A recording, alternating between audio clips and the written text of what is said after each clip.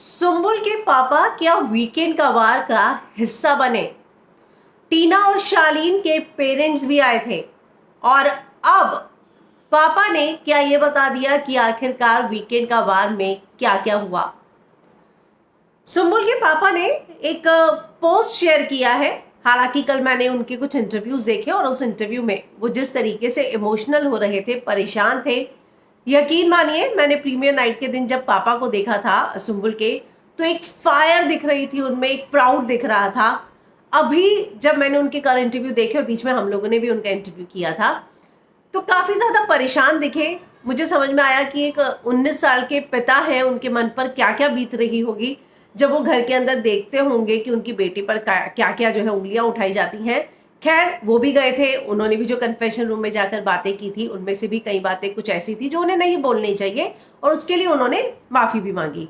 खैर अब क्या, वीकेंड का वार से आने के बाद उन्होंने एक पोस्ट शेयर किया है। वो लिखते हैं, मेरे मन का दवानल को, मतलब दवानल क्या होता है, फायर, टाइम को, मतलब फायर को तुम जितना सुलगाओगे उसकी आग में तुम भी एक दिन झुलस जाओगे। सत्य परेशान हो सकता है किंतु पराजित नहीं।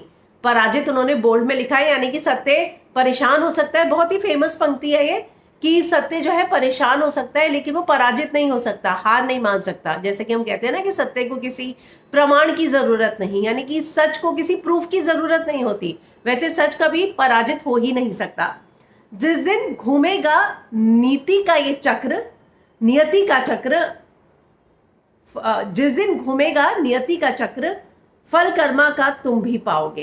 तो एक बात तो तय है कि भले ही आज सुम्बुल पर उंगलियां उठ रही हों, जाहिर सी बात है वो अपनी बेटी के लिए ही कहना चाह रहे हैं, लेकिन एक दिन नियति का चक्र ऐसा भी आएगा जब आपको भी फल भुगतना पड़ेगा। तो अब जो है पापा ने ये बात कही है।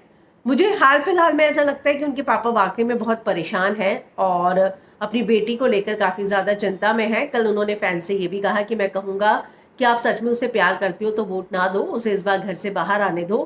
तो जिस पापा ने ये कहकर बेटी को भेजा था कि तू जीत कर आना, अब वो चाहते हैं कि शो से बीच में ही बाहर आ जाए, तो आप उनकी उधेड़बुन परेशानी समझ सकते हैं और वही चीज़ उनके इस ट्वीट में भी झलक रही है।